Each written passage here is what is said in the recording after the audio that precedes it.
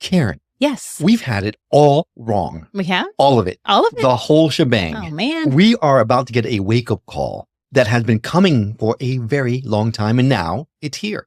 Well, I guess that's good. It depends on who you talk to, because what we know about reality, see, it's all wrong. At least that's what our next guest is telling us. And he says that you can actually experience this mind-blowing reality of everything and get a peek at the world behind the world.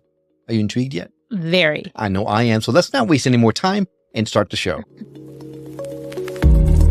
My name is Will. And I'm Karen. And unlike Mulder and Scully, we both want to believe. so we've embarked on a journey of discovery. We've talked to people deeply entrenched in the spiritual and metaphysical world. We've thrown ourselves into weird and wonderful experiences. I even joined a coven of witches. And wait, you joined a coven? Yep, all in the interest of finding something Anything. that will prove that there's something beyond this physical, three-dimensional world we all live in. This is the Skeptic Metaphysicians.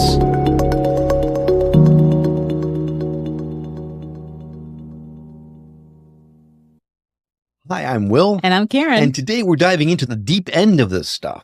At the top of the show, I mentioned, Karen, that we had it all wrong. Mm-hmm. Well, Dr. Howard Eisenberg, a medical doctor with postgraduate training in both psychology and psychiatry, who pioneered the instruction of parapsychology as a regular credit course at the University of Toronto and was in fact awarded the first postgraduate degree in Canada at McGill University for his highly successful parapsychological research on telepathy. And he's here to give us a glimpse into what it's really all about.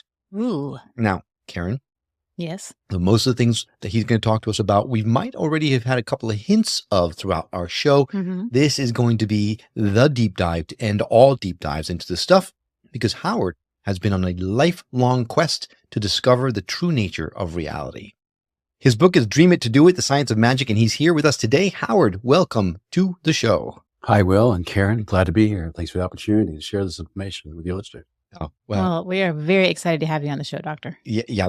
This stuff, everyone knows that this stuff is right up my alley. And we've talked about all this kind of reality shifting and Mandela effects and all that kind of stuff. But you go way, way deeper, right? So what excites me the most about when we were first talking is that apparently, like I mentioned, we've got it all wrong. Like, how so? Well, fundamentally, we think that we're aware and live in the real world. And in fact, we're not aware and we live in an illusion. It's more comparable in a way to a dream. When we have dreams, in our dreams, we think usually it's reality until we wake up afterwards. And right now, in a sense, we're in a dream state. It's actually more like a nightmare state, given the way the world's going right now. It's But not the wrong. point is, it's not the full reality. And if we wake up and understand the fuller, the greater reality, we can wake up from this nightmare and have more peace of mind, more harmony, more well-being universally. So can we wake up and still be here? Because if this is a dream, my first thought when we woke up was when we're dying. Yes. Yeah. Because as I understand it, I use the analogy of amphibians like frogs and salamanders. They can live in two different dimensions, water and land. And similarly, I think our nature is also amphibious. We can live on this level of reality, which is a level, as we're commonly experiencing right now.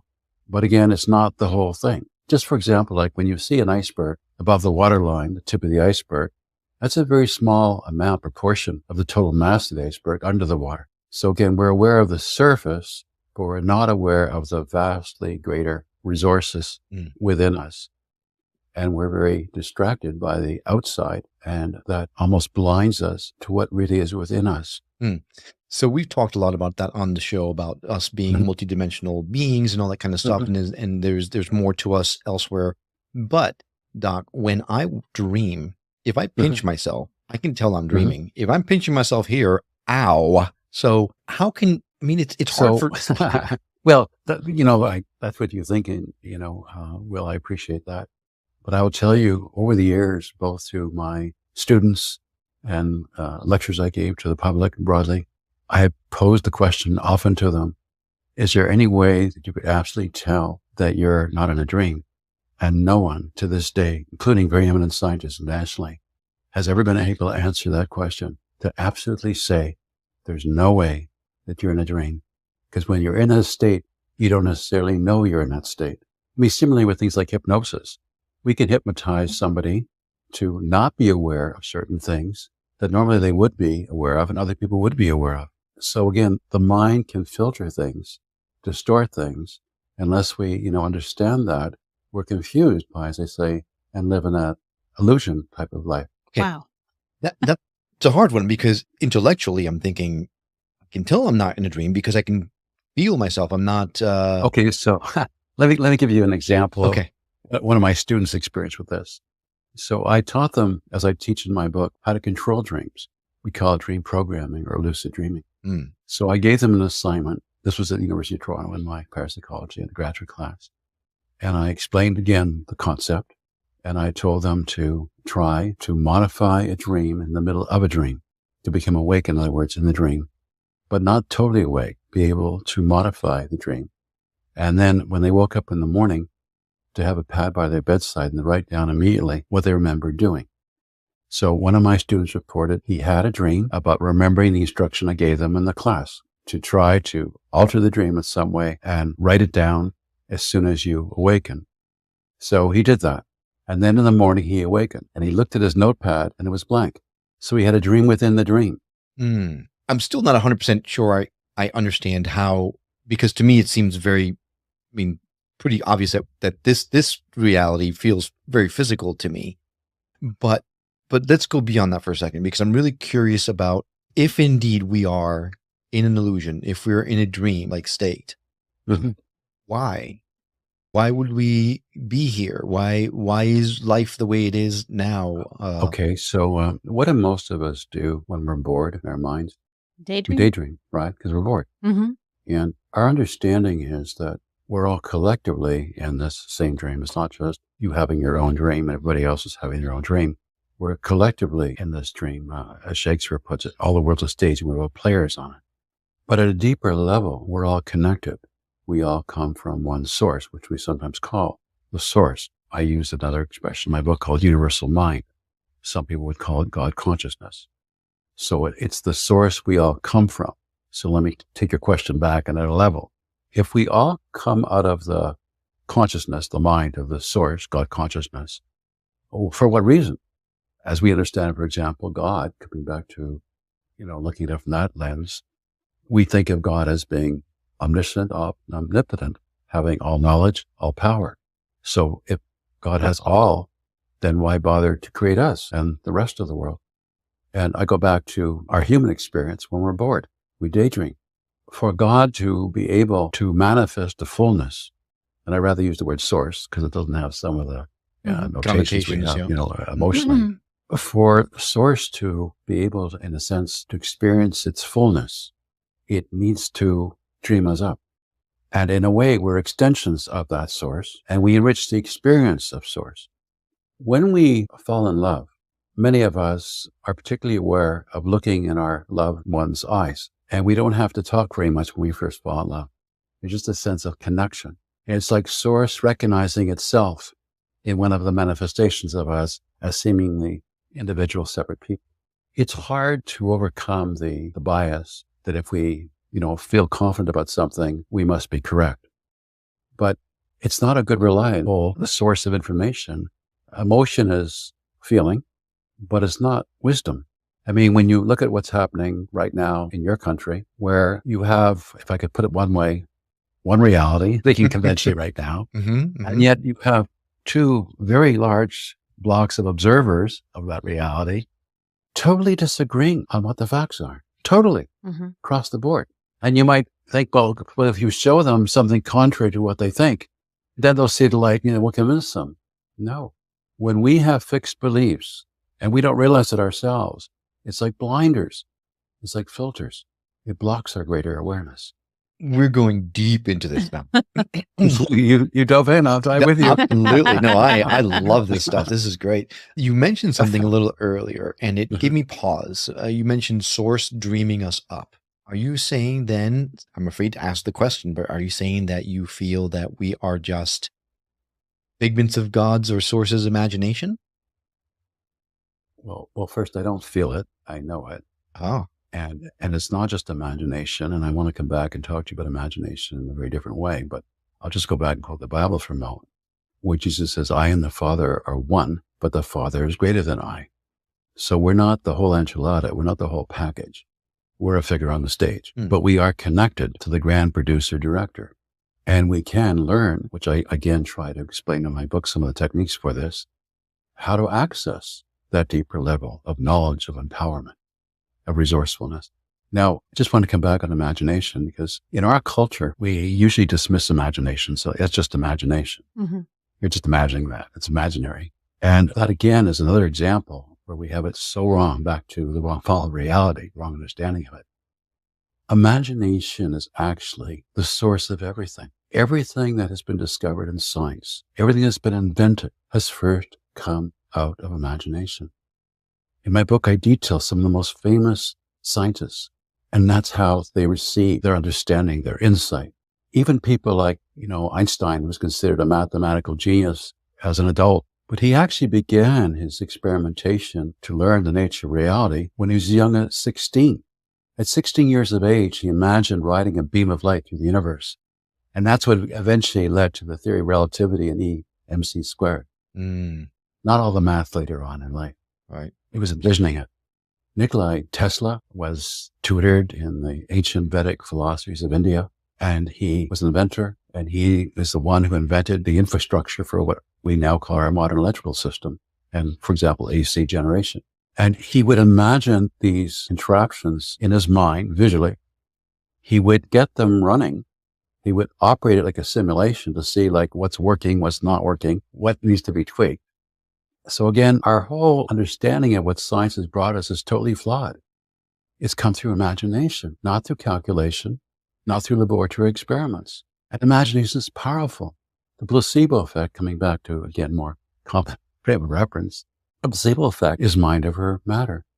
When you believe something that chemically is inert, has no real effect, has some power over you, often you will feel, mentally and physically that effect because of your belief.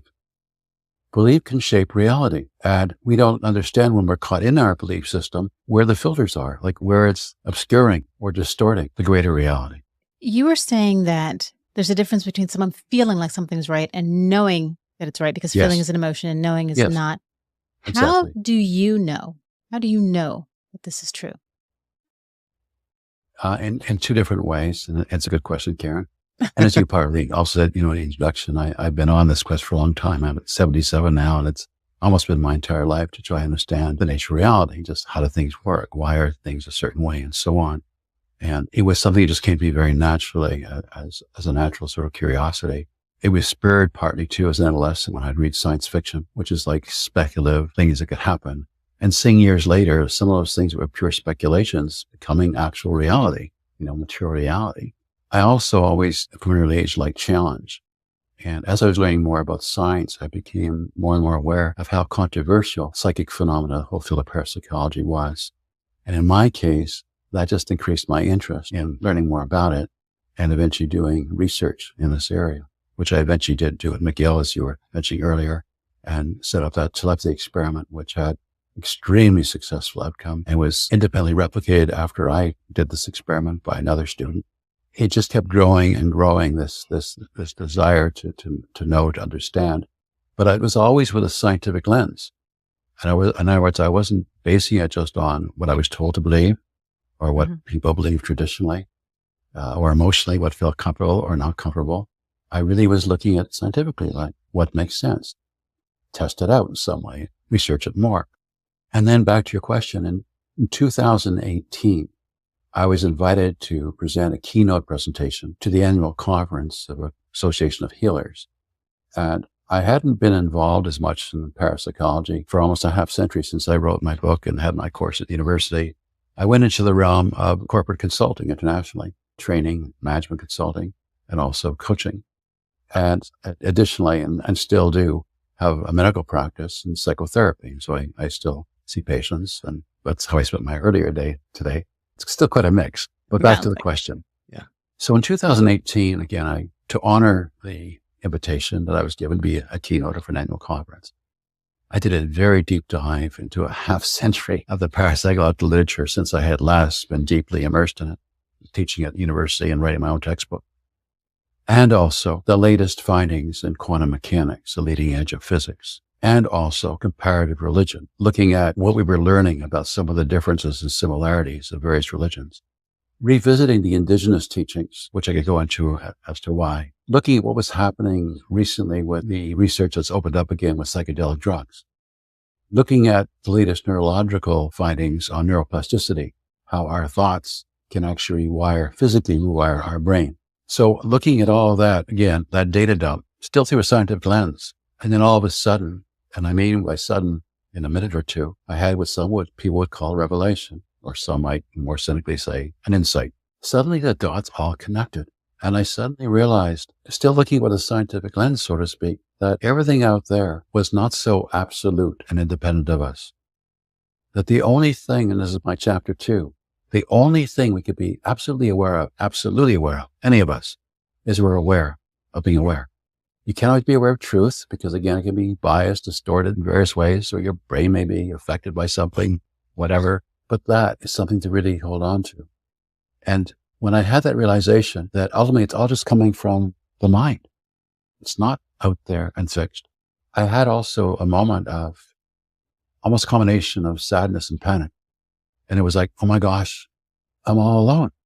Like if it's all just my imagination, I'm all alone. But quickly, fortunately, that flipped into a greater realization.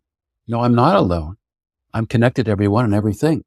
So to answer your question, deep answer, but that's how I came to this understanding, this knowledge, not just a belief. Mm. And when you understand this deeper level that we can access, you can work with it. So I also, in my book, give some of the techniques for people to actually experience it themselves as they're reading the book. You don't have to go off to an ashram for years to be trained. You've convinced me. I'm picking up your book. It sounds amazing. It sounds wonderful to have that kind of awareness. I'll also share with you too, well, again, I had written a book, as I said, a half century ago, and it was also used as a textbook for my course. So it was a scholarly book. But when it came time to write this up as a book, from this awareness that we're all coming from source, that we're all connected, and also the awareness that, as I said, in a way, on this level of reality, we're in a nightmare right now, it's like a dystopian reality. I felt called, I felt compelled to speak out, to share what I've learned with others before we totally self-destruct, because we're making such a mess of everything by almost every measure. This, we thought not so long ago we were going to the golden age, progress. Mm. And now it's so different, very hard for almost any of us, for ourselves, and worse for, kids and grandchildren to think like good times are ahead. It doesn't have to be this way. This is the feel-good portion of our show. Is it too late to change? No, but I think the window's narrowing, and that's why I felt such an urgency to issue what I really consider this as a global wake-up call. In 2 days, I am doing an invitational lecture to the faculty of the University of Toronto, which will be live streamed around the world. Speaking this directly, I have a 1-hour opportunity to try and explain this in a coherent way to people all over the world simultaneously. That's my plan 2 days from now. Wow. Now, do you think it's because we are not aware that we're heading straight for this disaster? Absolutely. I mean, come back to this. We're so unaware to say that this is just one level of reality. We're so unaware that we come from the source. And we believe the opposite. We believe that we're all separate from each other. Mm. We believe we're also separate from all other aspects of nature. So that makes us more maybe fearful of others. They're separate, or competitive with others. And it leads us to, in a sense, almost rape our planet, which we've been doing, and use it as a dumpster to just, dump whatever we don't need anymore. So that illusion of separation from each other and our earth and everything on this planet is what's causing it. And that's why when I say wake up call, is to wake up and realize, no, this is just one level of awareness. There's something much more deeper and profound and way more important right now for our survival. Doc, you had mentioned that this is the tip of the iceberg that we are experiencing right now. And the fact that we're not all aware of that is what's causing our separation and causing these dangerous things to happen in this world. Mm-hmm. Now, there's one thing that will make this all better, and that is the organizing principle behind the universe. If we wake up to it. Now, Tell us, what is that? Well, I'll quote the Bible for a moment. God is love. And as strange as it may seem, and I don't mean just in a religious sense when I say this to you, there was a psychiatrist, Embark, who had a spontaneous mystical experience, a sense of a oneness of the allness, as it's sometimes referred to. And he wrote it up as a book called Cosmic Consciousness. And in his book, he thought he had, as well as the experience, had come to the insight that love was the connecting principle of the whole universe. When I first read that book a few decades ago, it didn't make any sense to me. I thought, I guess he's lost it. Now, yeah, well, as most people would, yeah. But now, hopefully with some wisdom, through my studies and this experience I had recently, as I mentioned to you, I came to understand it very differently. Love connects us. It's fear and hate that separate us. And the people who are stoking fear and hate in the population are the ones who are causing all this divisiveness. So cut it out. Yeah, right. And again, I repeat, there's different levels of reality, and I'm working with more than one, even as we talk, so I was not too confusing. So I'll come back to, again, this sort of conventional reality we're in right now, this level of it, which is superficial. In this level, we assume that our consciousness, our mind, comes from our head brain. But Will and Karen, there's actually no proof of that. There's like none. I don't mean a little bit. There's none. There's not even a theory, a general theory that can explain how the material brain can generate subjective and material consciousness. And yet people just assume it's true. And also on this level of reality, again, conventionally, let's call it, it's assumed we also only have one brain in our body. Not true. We all have at least three brains. We have a heart brain and also a gut or microbiome. And just to come back to the heart for a minute, because we were talking about love, unknown to many people, the heart brain has neurons, nerve cells. The heart brain has its own memory system. The heart brain has more nerves that can control head brain function than the head brain can modify in the heart. Wow. The heart has memory. The heart's like an intuitive channel, intuitive portal. The heart could even secrete the love hormone, oxytocin, which again connects us, gives you loving feelings. Wow. Ancients used to believe that our wisdom came from the heart. We, in our enlightened, sense that we know it all, thought, no, it's all in the head. It's not. And now we're unfortunately going further that way with AI, artificial intelligence. I mean, if humans don't have heart, what we can expect of AI? Yeah. Yeah. I told you you're going to like it, Karen. I know. I love it. I love it. And I do kind of get what you say, it's about the love, but then the fear and anger and all that comes in. And I think that's just what replaces the love. Like when the feelings of love aren't there, then what kind of fills in those voids are fear and anger and hate and desperation. And I think a lot of people, and this is just my opinion, but I think a lot of people feel like when we talk about love, it has to be like a romantic love or a mother-child love, but it's just so much more to it than that. Love can express itself. It's connection. Absolutely. And it's connection to everything. It's like, because it is. I mean, it's again, we're extensions of source and we're seeing each other on that level. It is more of a, we're getting both levels. We're getting the individuality, but also that deep sense of connection.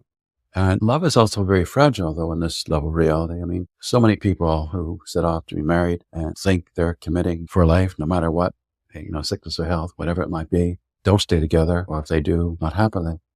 And one of the things that makes it difficult to sustain loving when we're also somewhat like individuals in this level of reality is ego. I'm actually working on another book now on ego. So when we first meet someone we fall in love with, we just so enjoy the company. We're maybe fascinated that they like some of the things we like, or that some of the things they tell us about, other aspects of life that we didn't know about before and enjoy. But then after a while, we get judgmental. Why do you always have to be that way? Why can't you do it my way? Why can't we do it now? Why is it always to be later? Why do you always do that? And we get more and more again into this separation, ego, competition in a sense, and judgment. And we forget what it was that was so rewarding to us. As I mentioned, I still work as a medical doctor doing psychotherapy, and in couples counseling, it's often struck me how when couples are disconnected, one way you know that without being, a specialist, is there's so little eye contact. Or if there is, it's like a glaring contact. It's not like soft, warm, open eyes.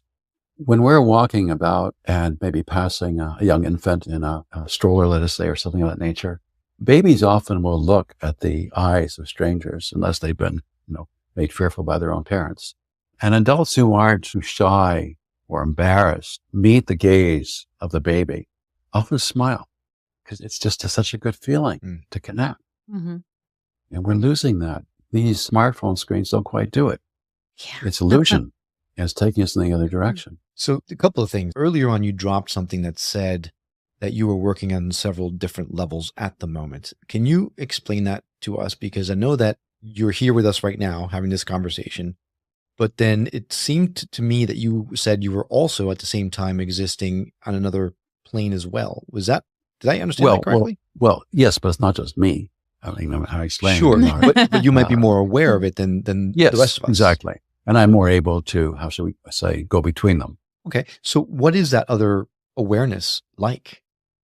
Well, it's that feeling, that connection, that knowing of just being one with everything. So you feel connected at all times with everything. No, I didn't say all the time. Oh, again, we're amphibious beings, so got it. But you can flip back and forth between it at will. Relatively. Oh, relatively. That's amazing. That's something that you feel anyone can do, because I understand what you mean. I've felt that level of connection before, and I've talked about it on the show, and it was astounding. But I haven't been able to hang on to it. I go to sleep the next morning, it's gone. It's an elusive feeling. So it is elusive because there's an expression: the only constant is change. It goes back to the Greek philosopher Heraclitus, or in Buddhism they talk about impermanence, the principle of impermanence. So everything changes, everything's in flux. So it's not just your experience. Everything, as we understand it, is in flux. Nothing is static. Even getting back to source consciousness, even for this, there has to be some irregularity, some randomness. Let me come back to your conventional human way of looking at things right now. If you had a particular TV show that you enjoyed watching, a series, let us say, and for some reason, going forth from a certain point, every time you went to watch your show, it was the same episode every time. And there were no other shows and no other channels.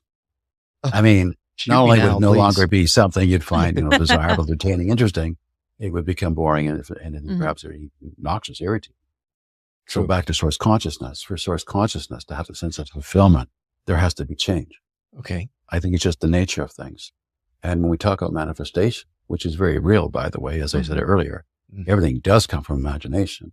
And there's actually steps to it, which I describe in my book, but coming back to it for a moment, as real as it is, and it is real if you do it the right way, it's not like a one-to-one correspondence or like when you flip a light switch, that just because you do all the right things, it absolutely has to happen exactly as you want it to and when you want it to and where you want it to. What it will do is increase the probabilities of your desired outcome. But because everything's changing and everything's in a certain level of flux, it's not like it's guaranteed that way. And you have absolutely no doubt that this is 100% fact.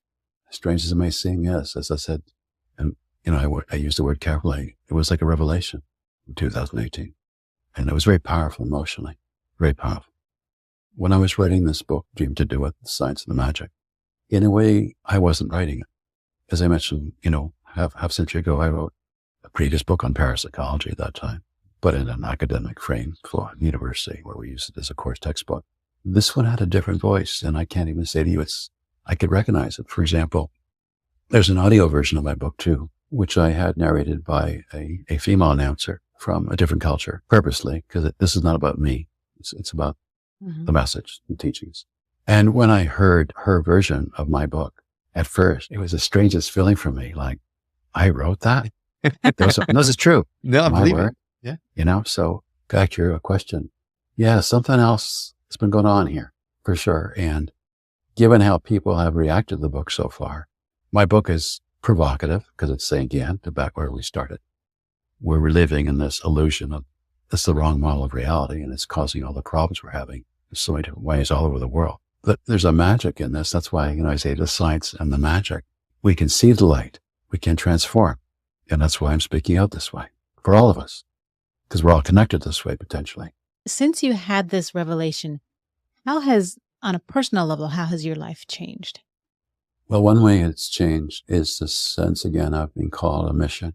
It may seem to you like this is a choice for me to be talking to you about this or having, authored the book. It's not a choice. I feel I have to. Coming back to your question and explain that a little differently. Once I was aware of the fundamental connection between all of us and how our problems were because we had lost that sense of connection. So back to love and, I something called Path of the Heart. Again, I felt, how can I ignore the suffering I see and the suffering I anticipate coming ahead? Because I also have I don't want to use the word exactly visions, so I don't like see things, outside that you wouldn't see. Mm-hmm. But I just know stuff before it happens sometimes. Mm-hmm. And a lot of it's not good stuff. How do I stay quiet with that? Right. I mean, on one level, I'm a medical doctor and I'm trained to help people. I never thought I'd have to help the world, but right now it's a pretty sick place.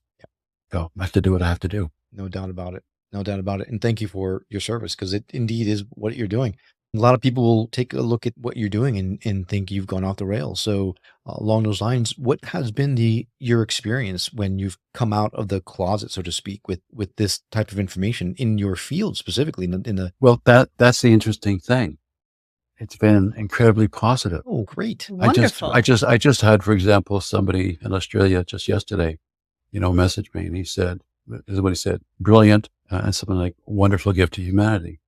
People that I would have thought of as being very conservative people have really endorsed it big time. I'm glad to hear that, because we've heard the opposite in a lot of instances.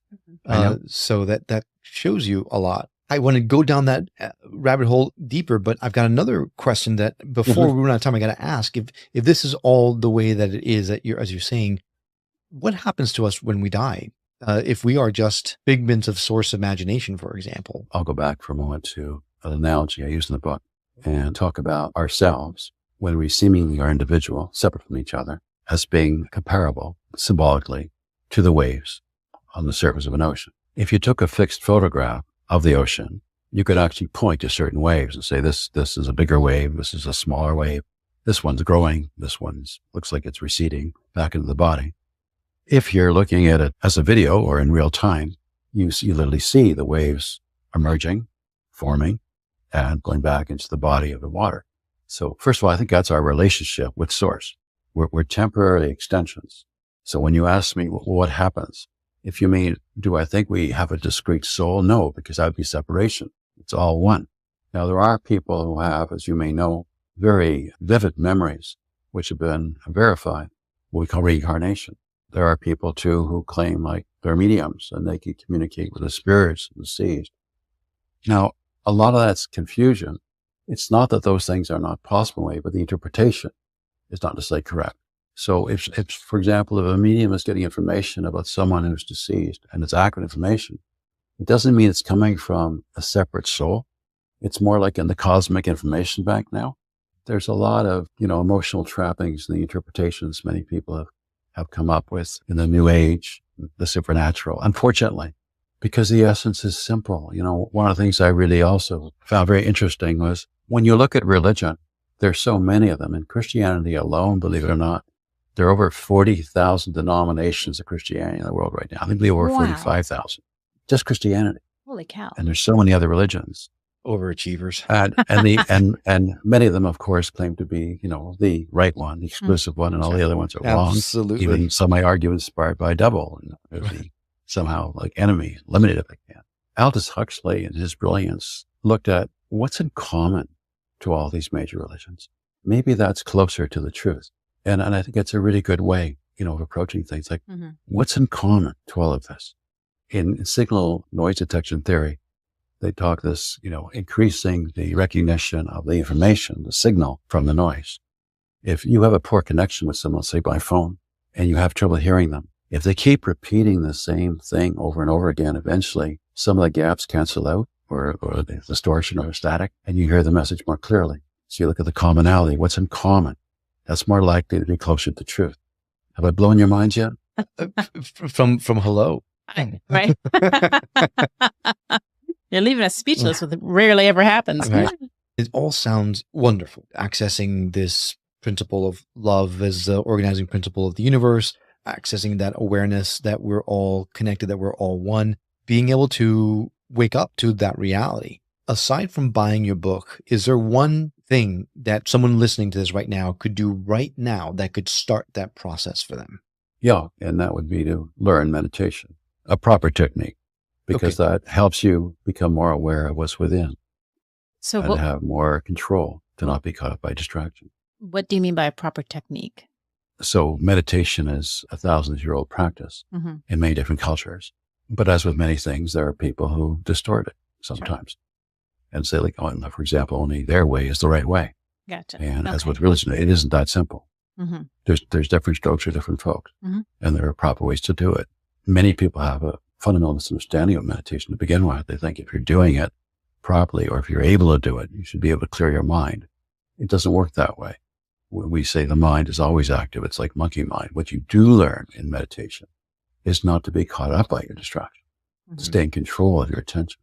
So are you a proponent of guided meditations or sitting in silence? I know there's a lot of different thoughts I on think that. for a lot of people, it's easier to start with a guided meditation. And I have one of my own recordings, the Tranquility Experience. But I think ultimately you want to do it by yourself, and you don't need any special equipment or place to do it. One of the most common ways historically, and still one of the most fundamental ways, is with your own breath. I give those instructions in my book. It's not complicated. So one of my meditations, for example, that I describe, I call shower meditation.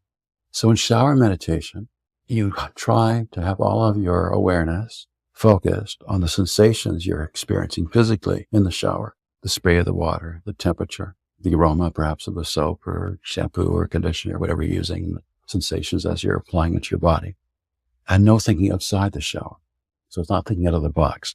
So you're not thinking about what you have to do next, or broadly your to-do list, or something you remember something you'd forgotten and you want to write it down as soon as you can.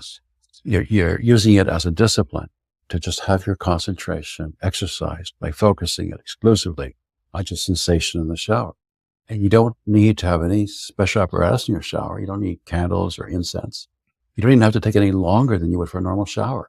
But it's an opportunity, and I think simply not a difficult way, to work with meditation. I never thought about that. That's great. And it's a nice, easy way to kind of get started on it. Yeah. And Right. you can do And I something a describe little that longer in than a more detail in my shower. book. So really it's about being in the moment, as focused as possible. Yes, because the moment is all that there is. I say, like, the now is your point of power. The past, so to speak, right? It's gone. Mhm. Can't go back, can't cover spilled milk, right?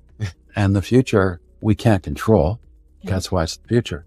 All we can do is influence. So again, we can change the probabilities. Karen, now hearing that story or that meditation in the shower, turns out I've been meditating a lot more than I thought I was. There you go. You just have to stop thinking about it's Thursday. Yes. Oh my God. That monkey mind does not stop. It is terrible. But Doc, this has been eye-opening, thrilling, exhilarating, everything, all at the same time. If someone wanted to reach out to you to go deeper into this stuff, what's the best way for someone to do that?